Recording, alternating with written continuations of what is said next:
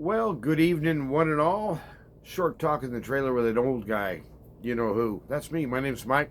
Come on in, sit down. You're welcome. If you're tall, if you're short, if you're white, if you're black, if you're any other color, if you're a human being especially, come on in, sit down, and then maybe we can have a little, set to here. You know what I mean? Actually, I think we could just have a little chit chat. Short talks by old guys. Well, what are old guys going to talk about today? Well, there's this one guy I know, and what he said was, I just wanted to give you a little heads up on something I got involved with today. It was just so crazy. Yesterday, I got called into a house, and our guys had. I've never met most of these guys because it started last March. A small remodel on a house, and it's a real small house. And I don't know why it took so long at all. But never mind that. They called me in and said, "Well, we got some problems with the water. Maybe you could figure it out." And it's like, this doesn't sound good.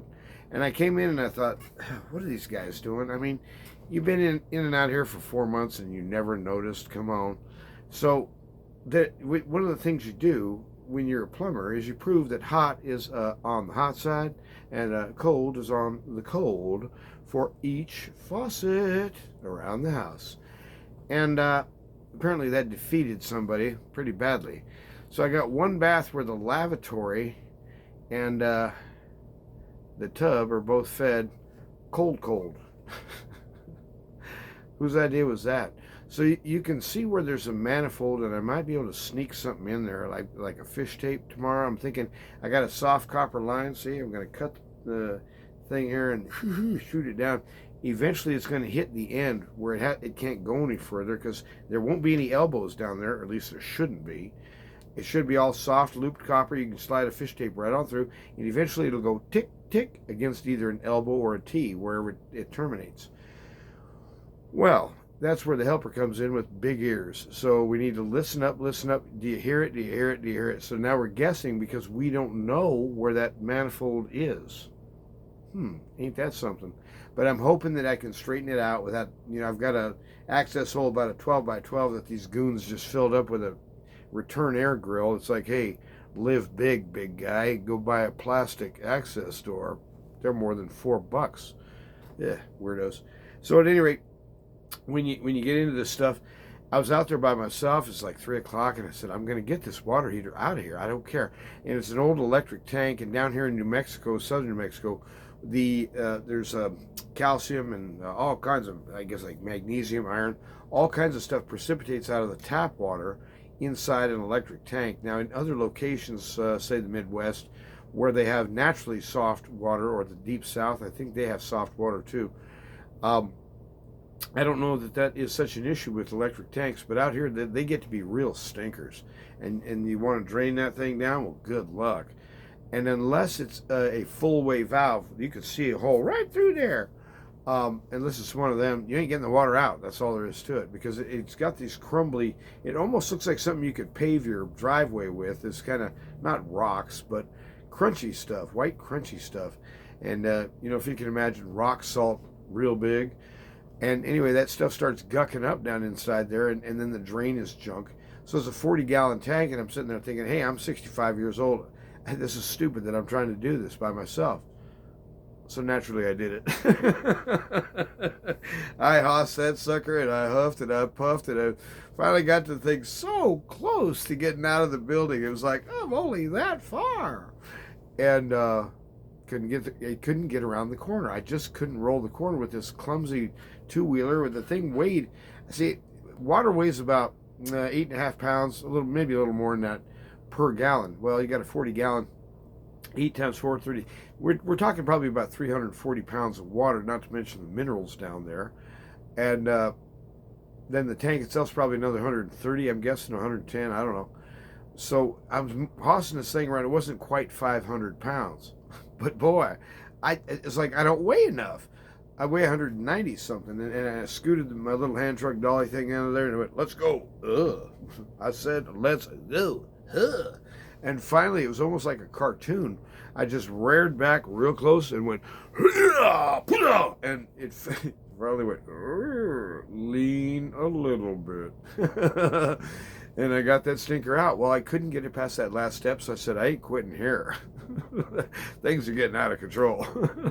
So I just went outdoors because I couldn't get past the door because the water heater was in the way. Come around the other side and lean that sucker down on its side and just drug the sucker out onto the rear porch. It was just like, I mean, it was a concrete porch, it wasn't a wooden porch. And finally stood it back up by myself. Oh. And there's a kind of drain on old water heaters, and I don't know how to describe it, but they're really annoying drains, by the way. Terrible design. It looks like a white ring about, I'm going to guess 2¼ to 2½ inches in diameter. In the middle of the white ring is a much smaller spud. That's your male hose threads, where you put a garden hose on there. Well, then you just roly-poly the stupid ring thing and hope it doesn't fall out in your hand, which it does half the time. And even then, outdoors, I just said, well, come on out then. I just, keep turning, it'll pop right out. Water still wouldn't come out. Well, I'd been using an air compressor inside. I capped the other leg and jammed a gauge on one side, and I was goosing with air because I was thinking, I'm going to blow this stuff out. It's like, no, I'm not. And it was just going dribble. It would have been like a teaspoon every minute or two. Just rained 40 gallons. I thought, I'll just come back next year. But the funny thing is that I happen to have a piece of all-thread rod about yay long, and it's just a long series of threads. It's like a screw, a bolt that just never ends. It's 10 feet long. It's all threads. So anyway, I had about a 3-footer of that stuff, and I just crammed it in there after that stupid thing fell out. And boosh, I couldn't believe it. I had almost kind of forgotten. I've got a lot of pressure on this thing. I mean, I jazzed it up to probably 70 or 80 pounds. And that thing busted loose, man. And it shot about 35 feet across the yard. It just kept spraying and spraying and spraying. I thought, wow, I'm glad I didn't break that plastic off indoors. That would have been horrible. But it just kept, and it even dug a little gouge in the ground for about 10 feet, about 4 inches deep and 3 inches wide. That water just cut in a trench. And it ran for a minute or two. It was like, this is nuts. But at any rate, finally got the thing out. I couldn't believe the difference. I just kind of shook the tank afterwards to say, well, does it feel empty? Yeah, it was empty all right. And I couldn't believe how much lighter it was. It was like, so I'm thinking, boy, when I was 35 or 30 or 29 maybe, moving around a 400, 500 gallon tank that you can't get the water out, that used to be something I would be kind of entertaining in my mind, perhaps. But at 65, this is just getting dumb. This is like, knock it off.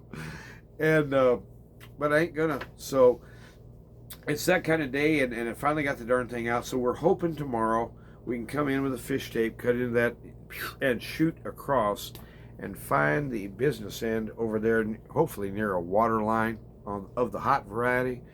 And I think we're already tagged together. The way I'm seeing the manifold, if it is a manifold, it's really crappy work, by the way. If it is manifolded together with the lab, then once that feeder's cut, I can blow it out the other way and prove that my hot leg is the same one.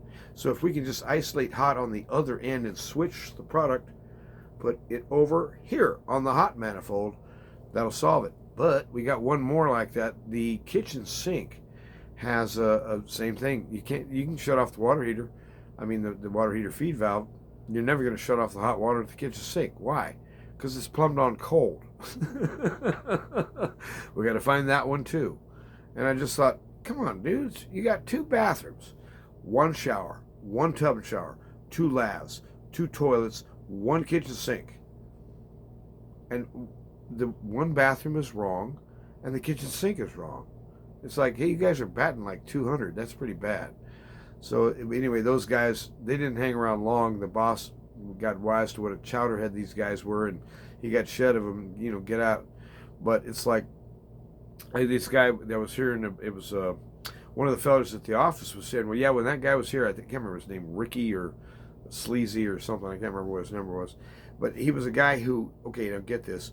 He used to work at a plumbing warehouse years ago in Arizona. So I know plumbing. I know how to put this stuff in. What? It'd be like, I went down to O'Reilly's and bought a part for my car or whatever, and I just assume that the guy selling it knows how to put it in. In fact, he'll come and do it for me. What is that? And so it's like, why would you assume that just because you sell parts retail that you know how to install them in the field and proper order and everything, and so it doesn't leak and whatnot, and hot is hot and cold is cold, stuff like that. So I mean, you run into a lot of that stuff in the trade where there's a lot of guys who, I'm the greatest plumber ever, and frankly, if you'd like to know, I'll just tell you about it. But you look at their work. Just go look and see what they actually do with their hands and what kind of junk they leave behind, what kind of mistakes they leave behind, and say it's all done. And now we know who you are. So, I always tell the boss, whichever boss it is, I said, I'm not the world's fastest plumber. I can tell you that. There's a lot of guys that are way faster than me. But I'll tell you what, when I walk away, I'm going to tell you it's going to be good, and I will be right. When I say it's good, it's good. And I'm not going to okay it and blow smoke at you and tell you, oh, it's okay, when I know it's not. And I know what to look for. I can find out really whether it's working. And got a lot of experience, But anyway, that's the way it is in the real world. And out there with all the hocus pocus in the parallel universe, I was sitting there thinking today, you know, in a way, what's wrong with you? Would you like me to tell you what's wrong with you? According to like the WEF cookie brains and whatever they got, cookie brains. I don't know, but I think they put a cookie on your computer if you don't let them.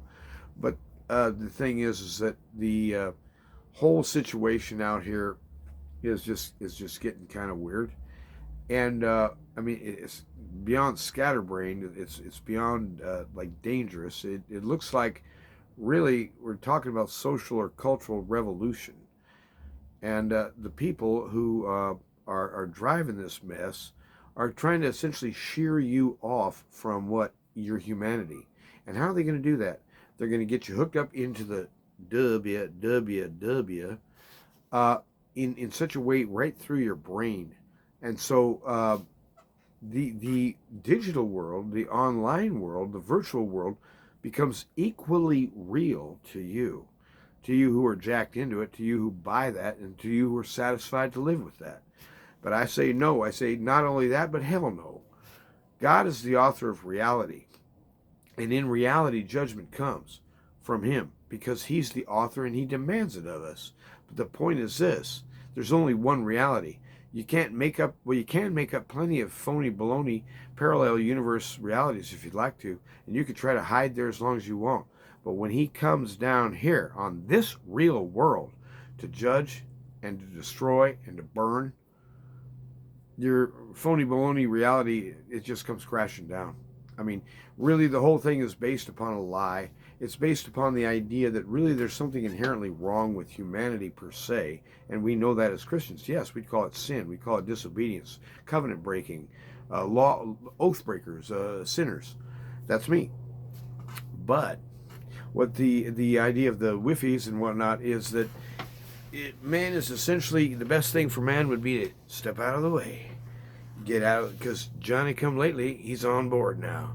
In other words, the idea of this so-called evolutionary leap up, as it were, leap up my butt. And the thing is that they're going to leap right into a sort of a union between man and machine through this data link. This is what I'm talking about, through the downloaded world, and it's going to be a real strong bond. But there's also a spiritual premise involved. There's spirits. I don't mean spiritual in some vibratory sense. Anytime you hear anybody talking about spirits and they mention vibrations, just get out. Ugh, that stuff bothers me. No, what I'm talking about is that there's evil spirits, individuals, entities involved in this linkage proposed. And it makes the false reality seem so real for those who are jacked into it and, got their vision goggles on and got their ear pluggers on so they can't hear real screams or real sirens going off. The situation is going to get ugly. And for those of us, and I hope there's more than one of me, that just say, no, I'm not going to jack into that phony baloney world, that everything has to hurry, everything has to fit inside this web theory. And web is a good word. Think about, what's her name, Shelob or something like that, in the Tolkien book where the two hobbits, what is that, Sam and Frodo? Yeah, they go through the cave of, I think it's called Shelob, and Gollum leads them through, but only part way. Then he ditches them. Anyway, the little guy, I think Sam, has to stab the old rascal with this elf knife. It's like this holy blade that spiders don't like, nor orcs neither. So we need some kind of anti-orc blades here is what we need. We need heroes to stand up who say, you know what, I'm for reality. I'm for the real world. And I'm for real people. And I'm for being accountable to the people. And so, you know, all this stuff is going to happen, and we're talking tyranny here. Tyranny is going to be coming down, and pretty soon people like me won't be able to say things like this on any kind of medium. So remember, if you suddenly hear a lot of roaring silence on that, the censorship might have already kicked in. So you buck up and you stay strong, because Jesus Christ has the victory. In all of this, these fools, these wise of this world, God scoffs at the wise of this world. He just laughs at them. And the wise of this world, they're making it a damn monstrosity. And it's just essentially a millstone to drag them down to hell. Don't you put that stone around your neck. Nah. He's got a ring, and he wants to put it on your finger, and he's going to be your friend forever. And brother, too. And frankly, husband to the church. Sounds right. Intimate, don't it? Kind of interesting. So have a good day, and don't give up. And when the water heater just won't go out the door, here's what you say. I ain't leaving till it's out the door, because I can't get out. It's stuck in the middle. You have a good day.